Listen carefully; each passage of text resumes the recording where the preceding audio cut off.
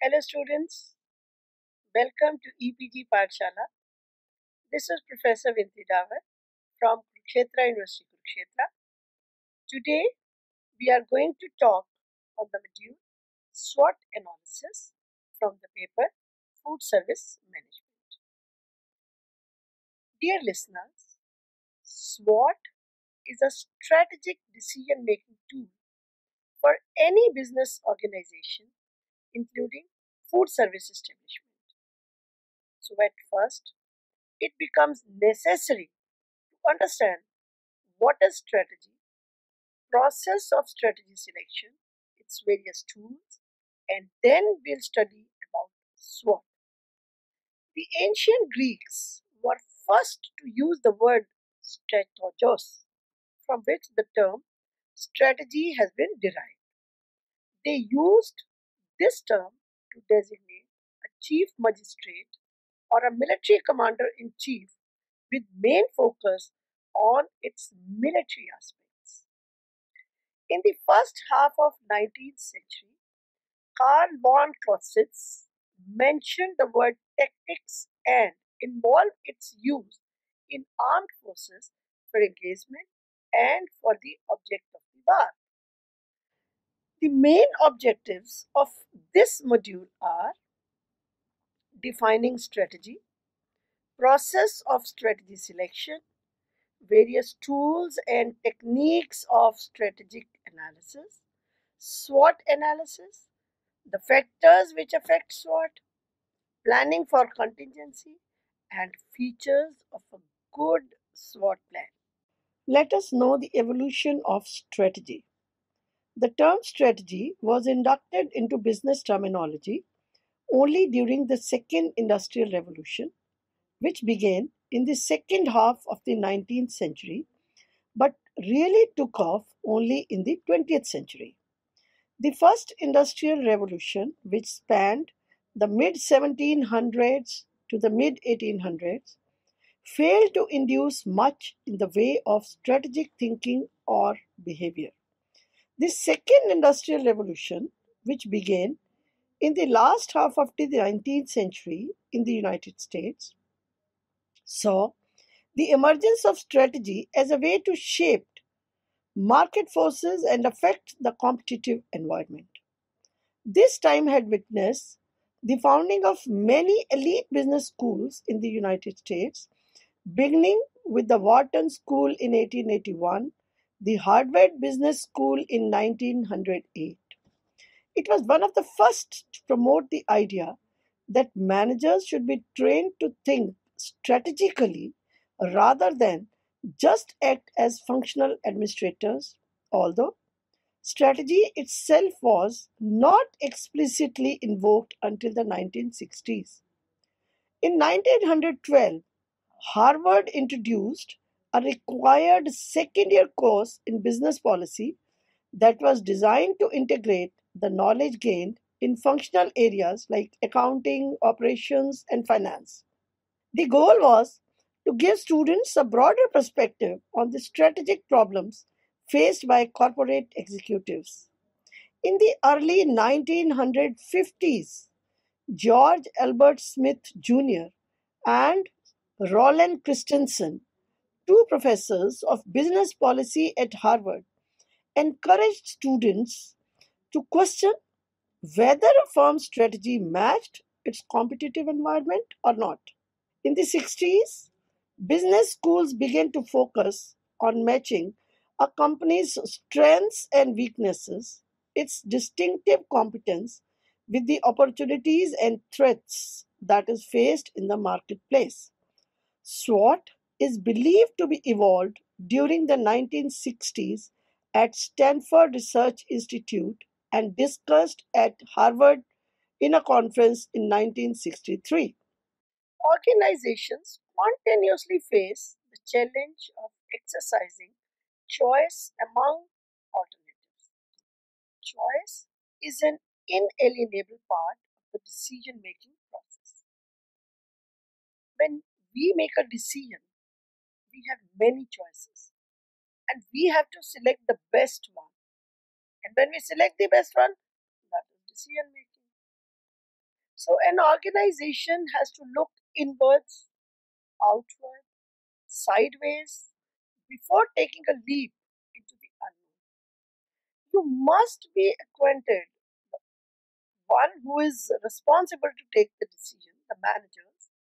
They must see the strengths, the inward, the outward, the environment, sideways, all together would tell that how to step further.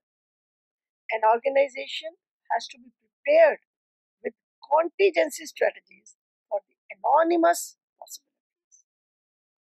The process of strategic choosing is essentially a decision making process.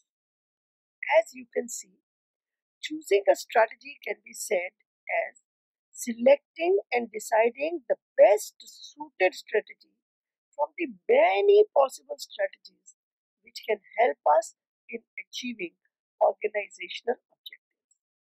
However, it is not possible to evaluate all the available strategies, but to select a few of them and compare them to make a feasible choice.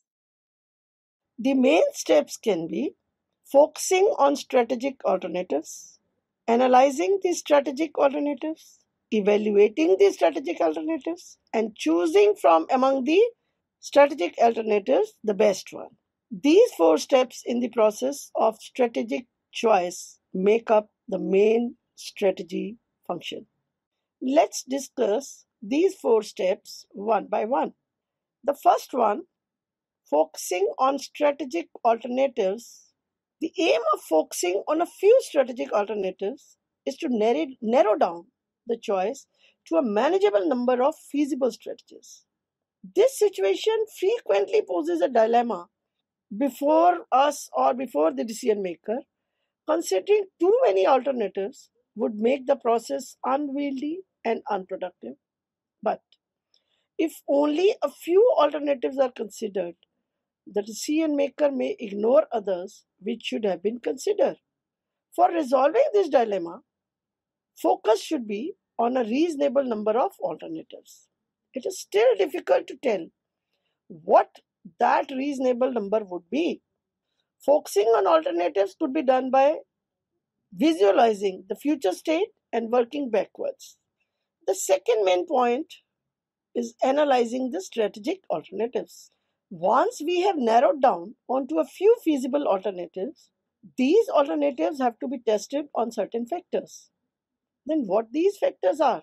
We can divide these into two groups, the objective and the subjective factors. The objective factors are based on analytical techniques and are hard facts or data which is available and we can use to facilitate a strategic choice. They could also be termed as rational, normative, or prescriptive factors, whereas subjective factors, on the other hand, are based on one's personal judgment, collective or descriptive factors. The third point is evaluating the strategic alternatives.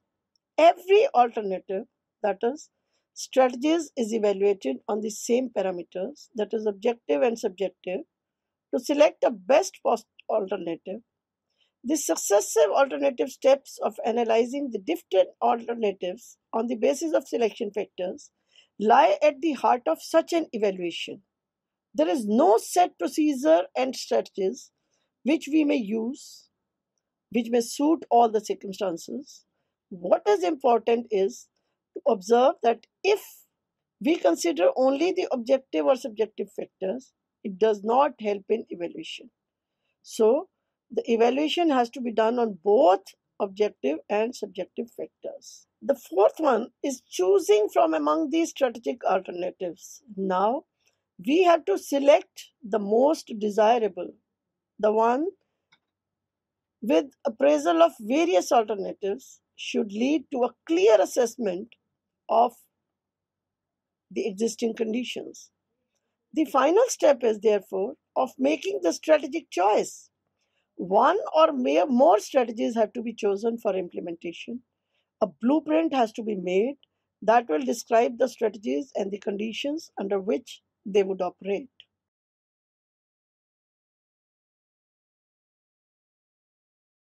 Let us explore various tools and techniques for strategic analysis.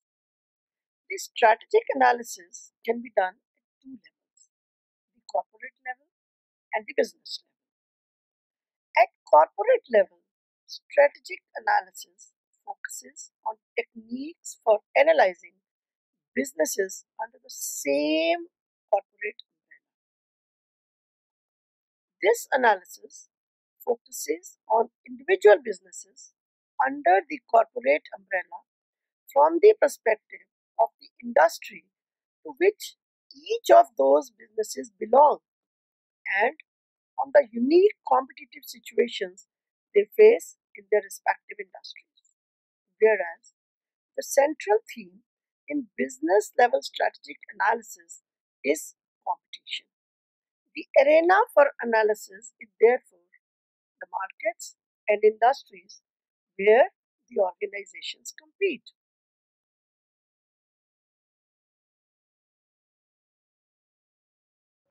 The fourth point is the industry analysis. A structural analysis of industries is to be made so that a firm is in a better position to identify its strengths and weaknesses and also to know where one needs improvement. A model has been proposed consisting of five competitive firms. The first is the threat of new entrants. The second is the rivalry among competitors. The third can be bargaining power of suppliers. The fourth is the bargaining power of buyers. And the fifth is the threat of substitute products. So let us know what is corporate portfolio analysis. This type of analysis is used by multi product and multi business firms for competitive analysis and strategic planning. The main advantage is that it leads to identifying the resources at the macro level for creating competitive advantage. Major corporate portfolio analysis techniques are: the first one is GE9 cell matrix. This technique is based on the pioneering efforts of the General Electric Company, that is GE, USA, and McKinsey and Company, a consultancy firm. The second one is corporate parenting analysis. Campbell, Gould, and Alexander suggested the concept of corporate parenting to consider the role of the corporate headquarters in managing a set of business in a portfolio. A diversified corporation or a multi business company is often viewed as consisting of a corporate headquarters or center with SBUs acting as satellites. The manner in which the center manages and nurtures the individual businesses is termed as corporate parenting. This analysis is very helpful for firms which are managing varied trades in building up possible strategic alternatives and to allot funds to these. The benefits include a more perspective understanding of the businesses, improved technical choices, and enhanced communication. The next one is the experience curve analysis. This concept explains that efficiency increases as learning is gained by workers through repetitive, productive work. Now, if you also try to apply this strategy, you go on repeating a work and you will gain expertise. You cook a recipe today, tomorrow you again cook that, day after or after a week you again cook, and then you repeat and then you repeat, and you come to know that what were the pitfalls, how to manage those, and how to improve it. And finally, you will become an expert. So, this is the strategy you have used. The strategy was repeat and learn.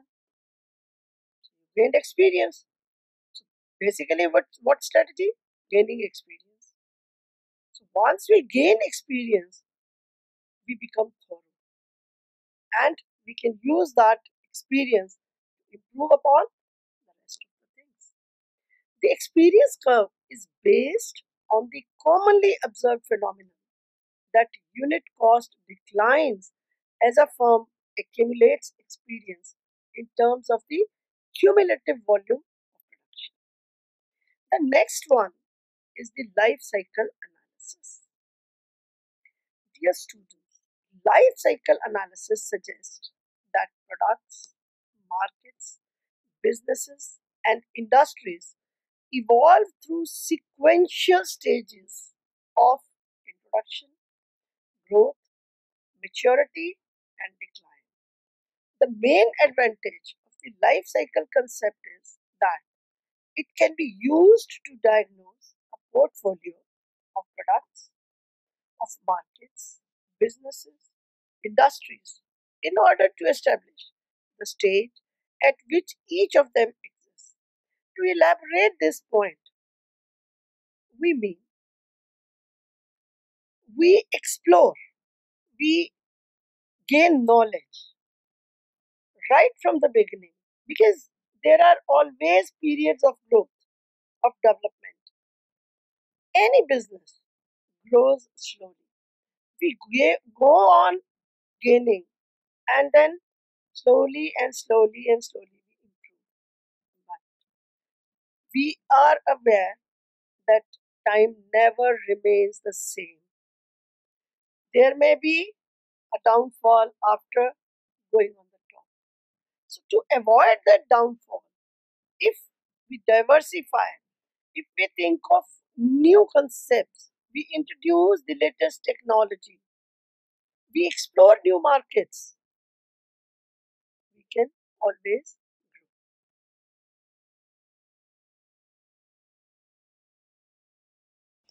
Let us now discuss SWOT analysis at length. All firms are a part of an industry. Competition, direct or indirect, described as environment, always exist. Thus, the industry and competition are vital considerations in making a strategic choice. The industry provides the context in which an organization operates, while competitors vie for the same set of customers by offering more or less identical products. For these reasons, an organization cannot make a strategic choice without analyzing its respective industry and competition. If we just take any example, if we look at the food chains coming up, and we normally find they're all serving the same food, they are all having almost the similar kind of ambience. So, to exist, the company or the food establishment which is running must know that what others are offering, what competition they are to face, and they have to go one step ahead to meet that competition and to win. The SWOT or TOES, where S stands for strengths, W for weaknesses, O for opportunities, and T for threats. The strengths and weaknesses for an organization exist in the internal environment, whereas the external environment is responsible for opportunities and threats. The internal environment refers to all factors within an organization that impact strengths or cause weaknesses of a strategic nature. The external environment is composed of the elements which are outside the organization and offer opportunities or pose threats. Strength exists in an organization which it can utilize to achieve tactical gains. This can be organizational image, available resources, employees, their experience, knowledge, and capabilities. A strength can be a particular chef. The strength can be a signature dish. The strength can be the ambience. The strength can be the particular dishes which are being made. Whereas weaknesses are the strategic disadvantages which an organization has due to its internal environment: lack of potential, financial constraints, lower confidence, and heavy reliance on a single product line. The external environment contributes to the opportunities available to a business organization. These help in building and reinforcing the market position of any organization. Opportunities can be favorable local or global economic conditions, positive demographic shifts, new technologies, supportive regulations, and availability of customer demands. These are all opportunities which can be made use of. On the other hand, threats, the undesirable circumstances for any organization in its external environment, pose risks to the organization. Some examples can be economic slowdown, unfavorable demographic shifts, entry of new competitors, shift demand, adverse new regulations, hostile political conditions. When the government of a particular country is changing or is not able to control, that is, the hostile political conditions. A systematic approach to understanding the environment is the SWOT analysis, whereas task of managers is to develop strategies which use the organization's strengths to capitalize on external opportunities or counter threats, seek to alleviate the organization's weaknesses. One can seek different organization weaknesses and remove them. A simple application of the SWOT analysis technique involves four main steps. The first one being designing organizational objectives, recognizing strengths, weaknesses, opportunities, and threats for an organization. Find answers to four questions. Now, what are these questions? How to maximize strengths, how to minimize weaknesses, how to capitalize on the opportunities, and how to defend ourselves from available threats. There are suggested practices or strategies to answer all these four said questions. For conducting a SWOT analysis, a four-cell matrix is drawn which indicates the matrices titled as strengths, weaknesses, opportunities, and threats. It should be conducted by a group of managers in a workshop session using the brainstorming technique for generating ideas.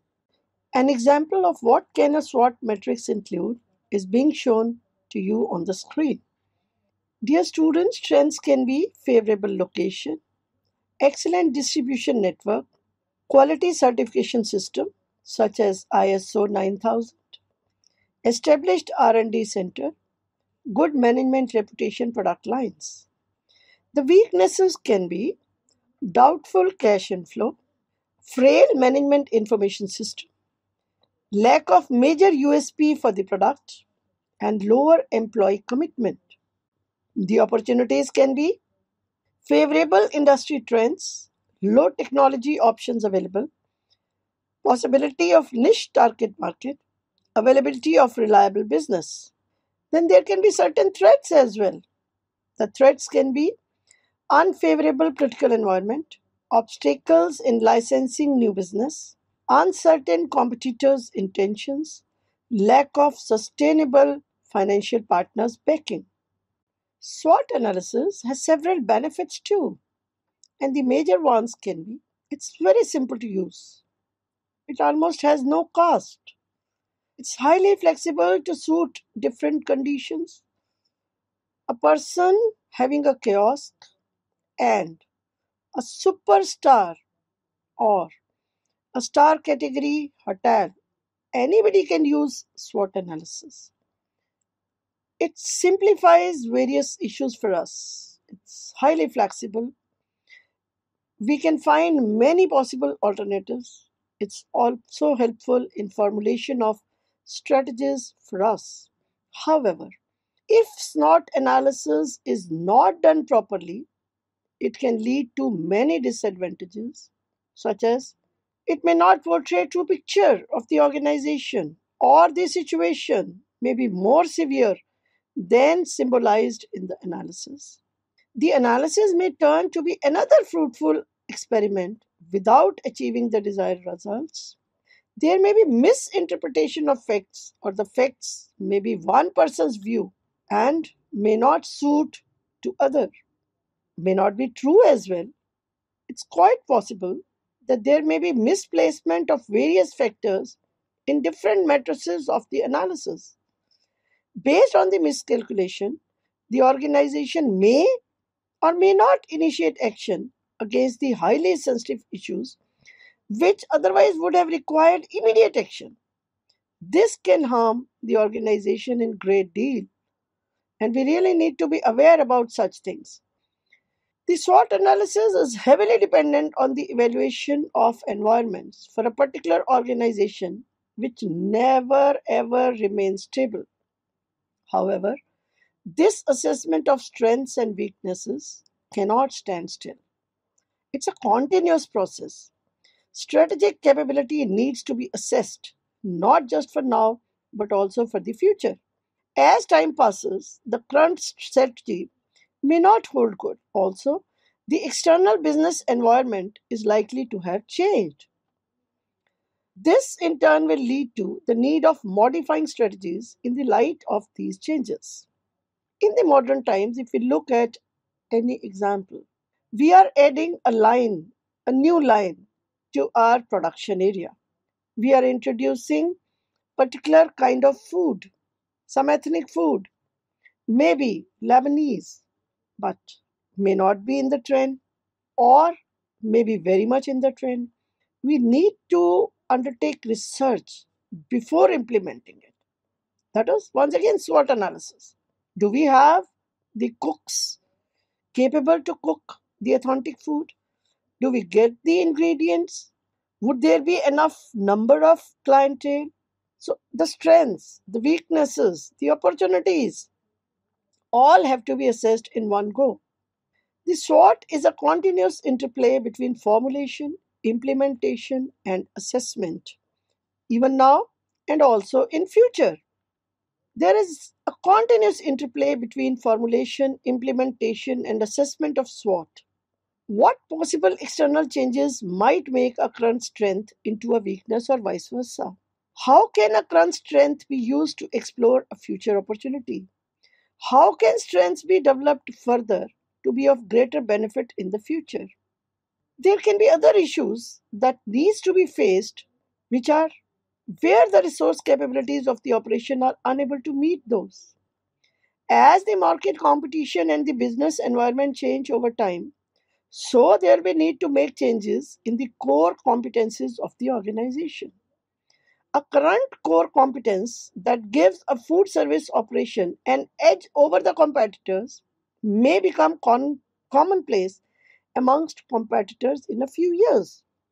Few years back, the food service joints started offering Chinese, but now everybody is offering, right from a ready wala down to the seven star.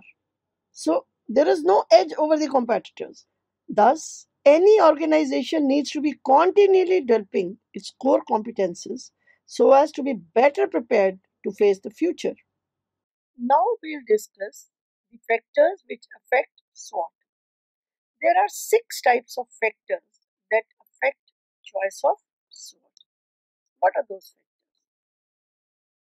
Considerations for governmental policies, perception of critical success factors and distinctive competences, commitment to past strategic actions, strategist decision styles and attitude to risk, internal political considerations, timing and competitor considerations.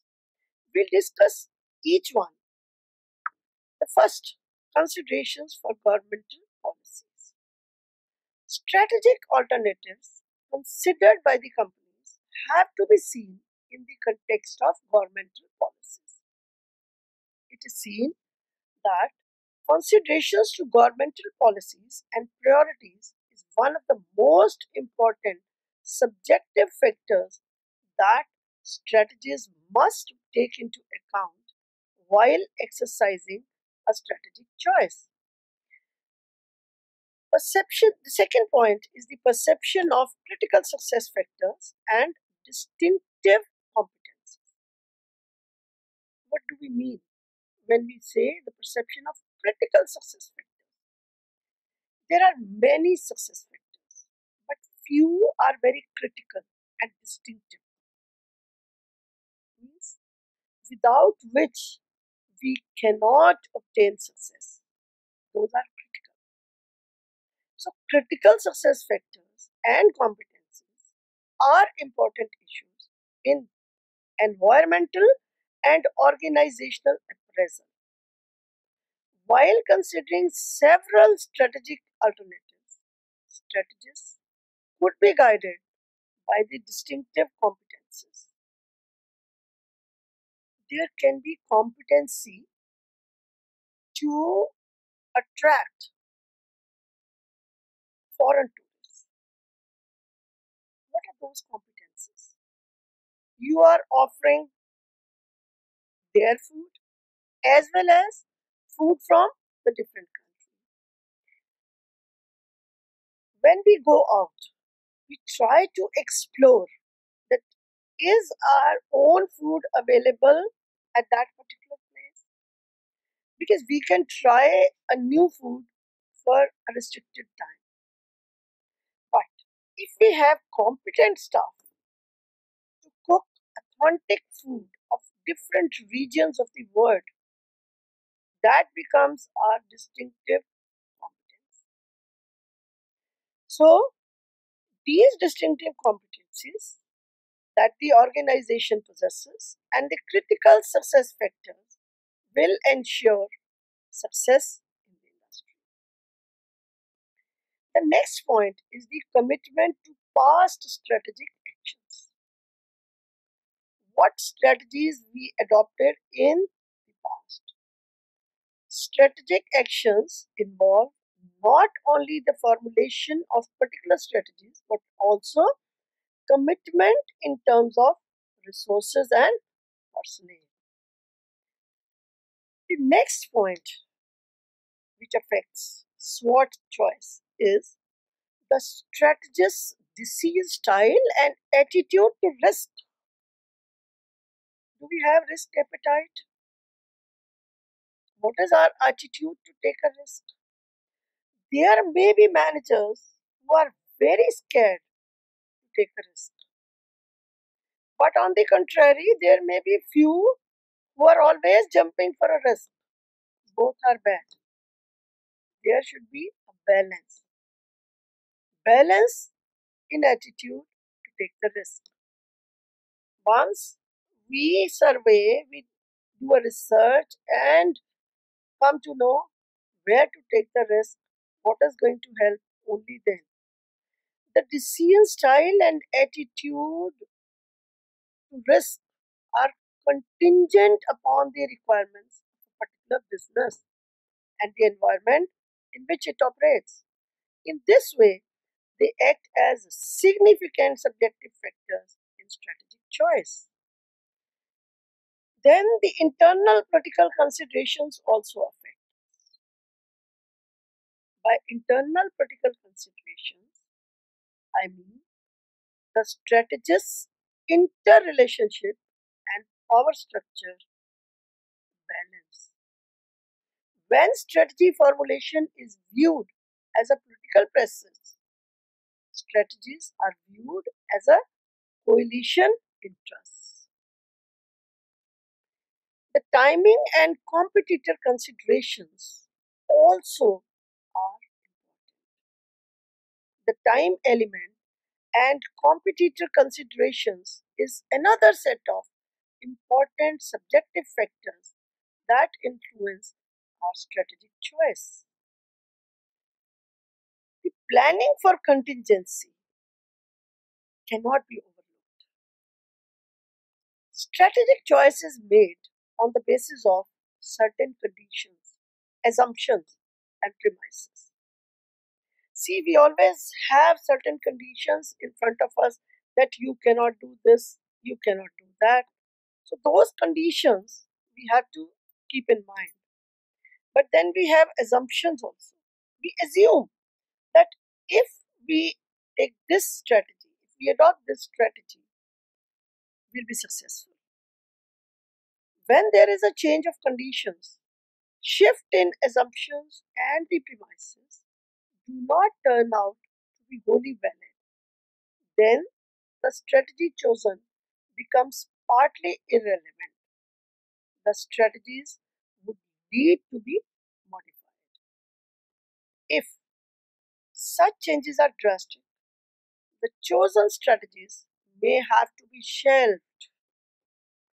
Contingency strategies are formulated in advance to deal with uncertainties that are a natural part of any business.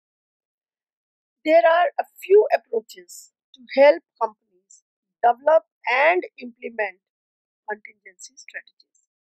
The approach to develop model of contingency planning process involves three steps.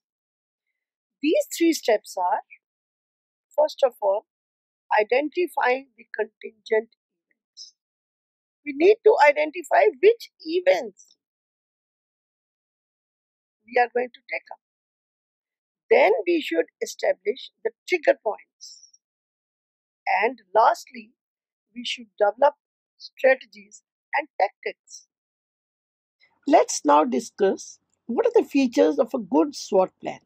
A comprehensive SWOT plan document should contain a clear statement of strategic intent covering the vision, mission, business definition, goals, and objectives of that organization, results of environmental appraisal, major opportunities and threats, as well as critical success factors, results of organizational appraisal, major strengths and weaknesses, and core competences, strategies chosen and the assumptions under which those strategies would be relevant, contingent strategies to be used under different conditions, strategic budget for the purpose of resource allocation for implementing strategies and the schedule for implementation, proposed organizational structure and the major organizational systems for strategy implementation, including the top functionaries and their role and responsibility, functional strategies and the mode of their implementation, and the different measures which can be used to evaluate performance and assess the success of strategy implementation. So, listeners, in the end, to conclude, we'll summarize what is SWOT analysis: the strengths, weaknesses, opportunities, and threats, inward as well as outward. So, once we analyze the SWOT and we also know which factors are affecting this SWOT, we can plan, modify, and implement different strategies to achieve success for any food service industry, for any establishment. Thank you for your patient listening. I hope you are gaining through these modules. God bless you. Keep learning, keep growing. Stay blessed. Goodbye. Thank you once again.